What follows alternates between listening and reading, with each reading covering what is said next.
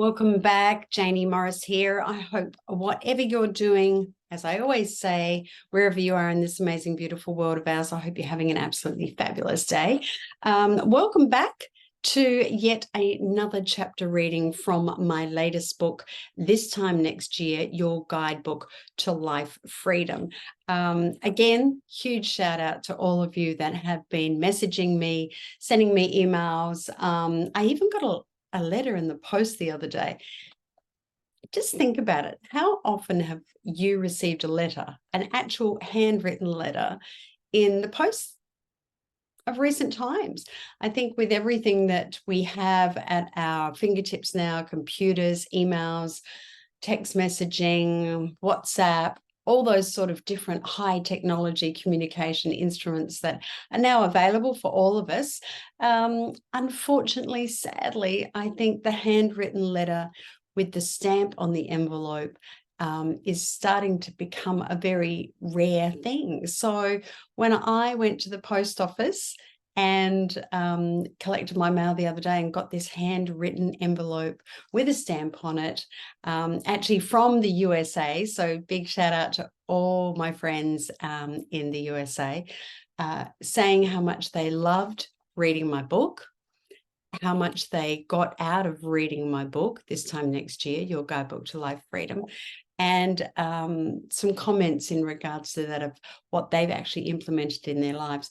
Was really fabulous to receive. So thank you again for all those great comments. So today what I'm going to do is I'm going to read a little bit and explain the details behind chapter 2 in the book, which is called What's Next. And before I start, I will read you at the beginning of every chapter, I have actually written a quote. Now, all the quotes in the book that you see, that you read, I've actually written them myself. And I've done that for several reasons, not least of which is I know there's billions of fantastic quotes out in our world, and I often use many of them when I'm speaking on stage and on podcasts and in the media. However, I thought with this book that it would be really important to make sure that at the beginning of every chapter, I infused a little bit more of myself in there with a quote that I write for you specifically, for you, the reader of the book. So the quote prior to chapter 2 is, "I can see the past. It's not how I imagined it would be. I can't see the future just yet. However, I know that it is there, and it's filled with endless possibility."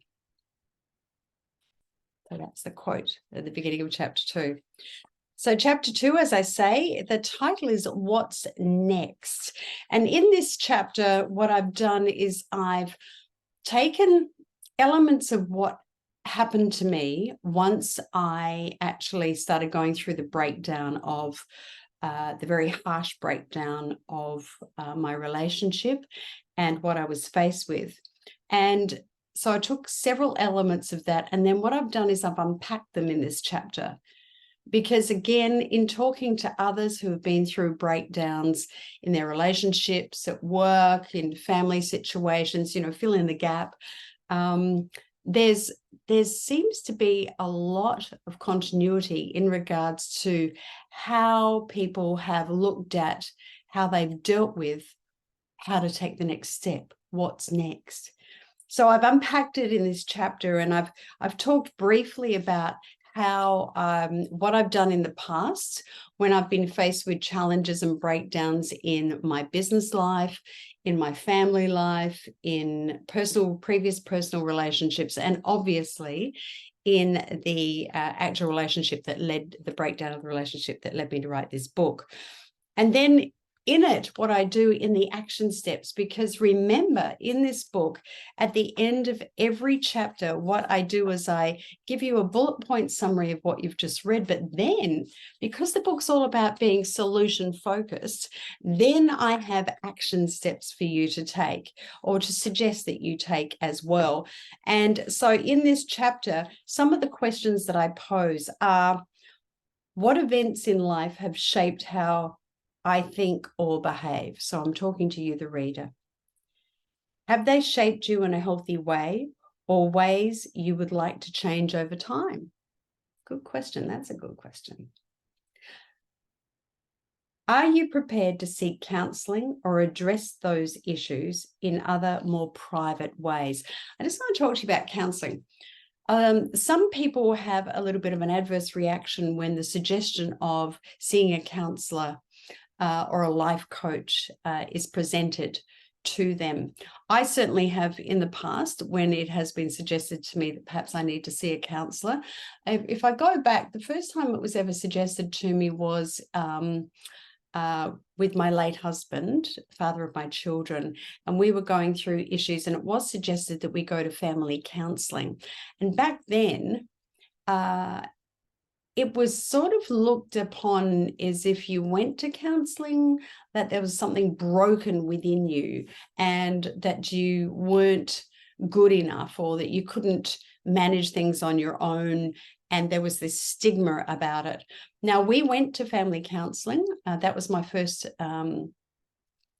entree into counseling. And I do remember back at the time, I found it interesting the way that it was presented and the way that it was worked or attempted to work in that situation. Subsequently, since then, over the years, and especially because I am a qualified life coach myself, have gone into that, studied that, and have added that to my added that string to my bow of things that I do in life. I've on occasions had counseling as well. I've had business counseling, I've had business coaching, I've had life counseling, I've had life coaching. I have been, when I have been specifically in this relationship, that broke down, that was is the core of this book. My ex-partner didn't want to go to counseling, didn't feel like he needed to go because there was nothing wrong with him. Typical narcissist response to the suggestion, of course, as most of us know who study narcissism. And yet I went to counseling, and I'm so grateful I did. And I still, to this day, on a regular basis, get counseling, because I think you can never stop having that help within your own life, because sometimes we get so overwhelmed by life, things that are happening with family, friends, personal health, business. Sometimes finances, fill in the gap. Sometimes we get so overwhelmed with that we can't actually see the solutions that are right at our fingertips. And counselors and life coaches are great for that, because they can sit back, they listen to you, and then they can help unpack and then lead you into solutions. So counseling really is, I'm a huge advocate for counseling. Even as a life coach, I still get counseling and probably will until the day I die. In fact, my life coach is amazing. And I'm not going to tell you who she is, because you'll all want to go to her and then I'll never get a booking, an appointment. But she is amazing and she knows who she is. So seeking counseling is really important. Another question that I have is for you to write down in this chapter is, when have you felt empowered? That's a really good question, because when you start writing down the times in your life that you've actually felt empowered, a couple of things happen. One of the things is that as you're writing it and looking at it and remembering it, it starts to bring a strength from within, because your memory of that time when you were very empowered starts to come back. And that helps facilitate your strength and courage for moving forward.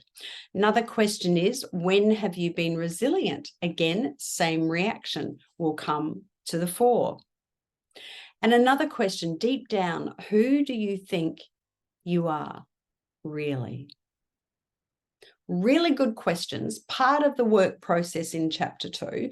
And then I go on to discuss about who can actually help. Once you've worked out the things that you potentially need, or maybe you're a bit fuzzy about that, then I go into, especially for women over 50, the resources, the places you can go, the things you can do, the things you can access to actually help you into taking you forward from where you are now. And where do you go? That's included in there. Also, I talk about what are your rights? What are your rights as a woman over 50 going through a breakdown, whichever one it is? What are your rights? How can you access them? How can you implement them? And how can you work them in your favor so that that can also be a part of you moving forward in your recovery and in your future? And just going through the chapter. I don't want to give too much away because I want you to read the book clearly. In the points to remember, when you're surrounded by personal chaos, the overwhelm is real. Taking the moments to close your eyes and breathe deeply is so important. Giving yourself permission to move forward is the gift you give your future self. Making lists is critical. Putting the to be completed by next to each item on those lists is very important. And ask for help. People actually want to support you. You may not think it at the time when you're going through these challenges. However, people do want to help you, so ask for help. So there's so much more in that. That's chapter 2 of my book. Chapter 2, What's Next? Is the title of the chapter. This time next year, Your Guidebook to Life Freedom is the title of my book. And of course, it is currently available at Amazon. Just go into Amazon, put Jaynie Morris in there. You'll see it'll come up with all my other books, including my book Against Their Odds, Eternal Optimism Saved My Life, which is a story of how I saved my life after being given a terminal prognosis of only 2 months to live. That's also available in ebook as well as audio book as well. This time next year is available as a hardcover, and I still have the special going. The special is that if you would like a signed copy, because when you order it from Amazon, it's not signed, but if you would like a signed copy of my book, This Time Next Year, Your Guidebook to Life Freedom, please just simply email at info@jayniemorris.com. And just in the subject matter, say signed copy, and we will send you the details on how you can get what you have to do to get that signed copy. And it is currently on special. If you do it that way, it's only $19.95. It's $27.95 on Amazon, but it's only $19.95 plus postage if you would like a signed copy. And of course, the special includes, if you would like both books, if you haven't got this book already and you would like both books, then let us know in that email, and we will send them out to you, send you the details on what you need to do, and we'll send them out to you. And if you do 2 books, then it's postage free. But if you just want 1 book, then it will also include the postage. Also, as a reminder, I have now started my new Substack. One of the reasons I've done that is because I have looked at all the communication aspects that we use for Transforming Now together with Jaynie Morris, and our podcasts and our books and everything else. And the communication side, we're on Facebook, we're on Twitter, we're on Instagram, we're on LinkedIn.